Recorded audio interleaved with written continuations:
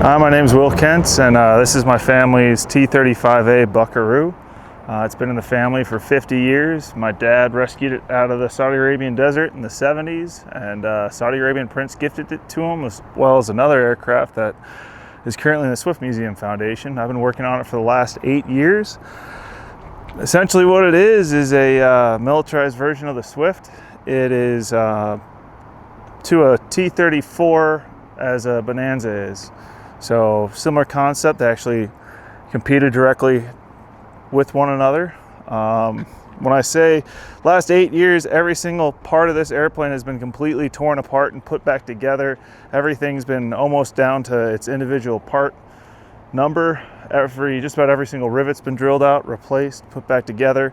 The big thing that differentiates it from a Swift is the cowling, and it's a tandem seat, and it's armed. This is the only one in existence that's currently flying in this configuration. There were 16 total built.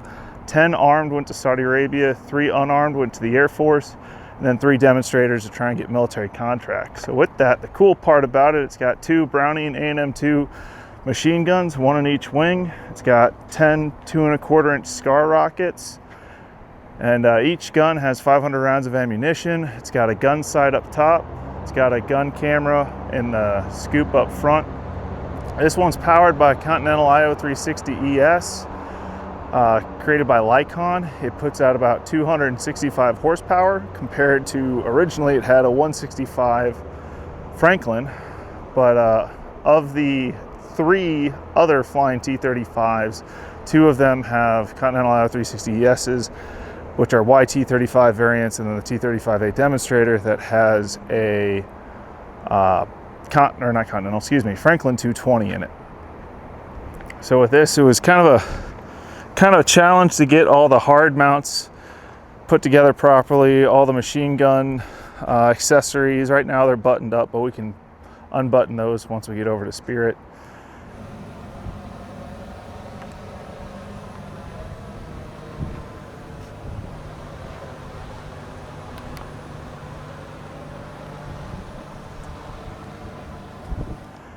The flight controls are painted because they were made originally out of magnesium.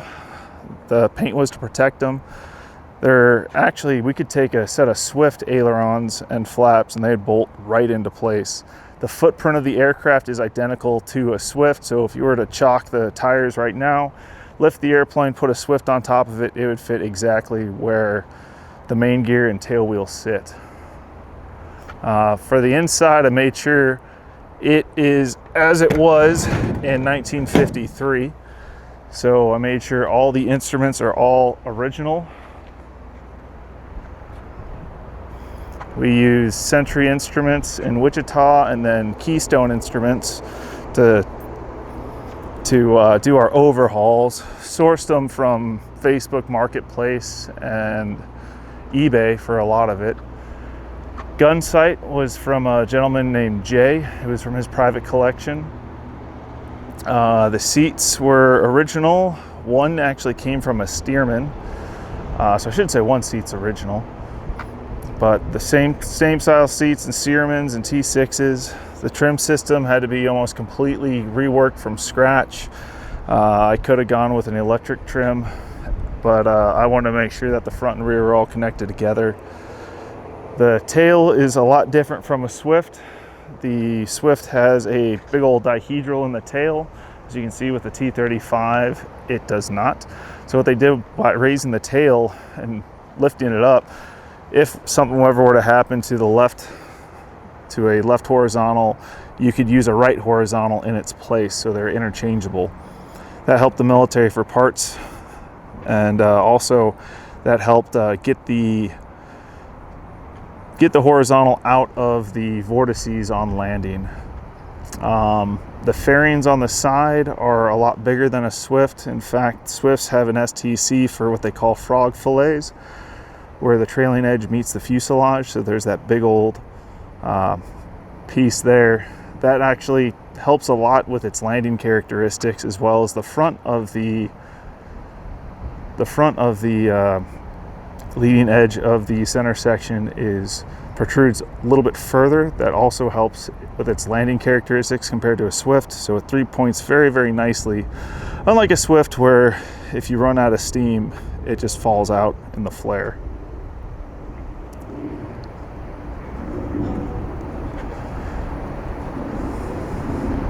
I think in total, 8 years for me rebuilding this. It finally flew in April of 26 for the first time, and I finally came home in May of 2026. That was the first time I got my dad able to fly in it. So far, we only got about 32 hours total time on it, and I'm hoping to get a lot more this fall and spring, this fall and winter.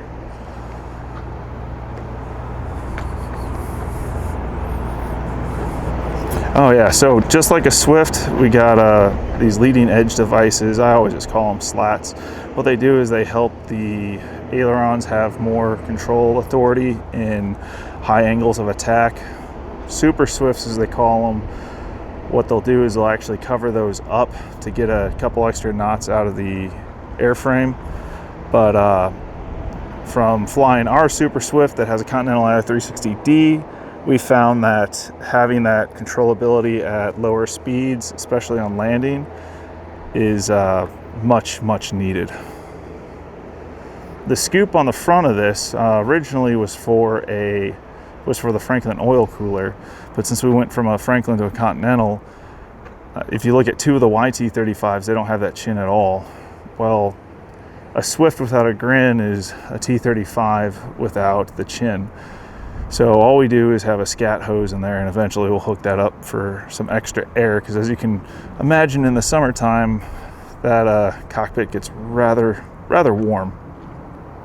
The gear is Eli. If anyone's familiar with Swifts, there's Eli and Adel gear, so it's just oil air, where the Adel on a Swift is a little thinner and that has a spring backup. The gear, the down locks are actual hooks on this, where the Swift is just a micro switch. Some Temco, when they acquired Globe, that was a modification they made, and there's actually a few Swifts out there that have that modification on them. But for the most part, that gear you could take off and put on a Swift, no problem at all. Little difference in the gearbox underneath.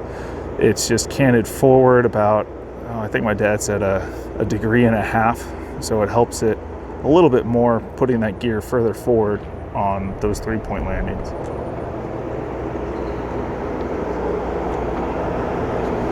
And inside that little that scoop up front, you can see a little camera looking right back at you, and that is that gun camera. It sits vertically and then has what's called an erector assembly with a little prism to angle forward, and that would be activated when you'd use the machine guns and rockets.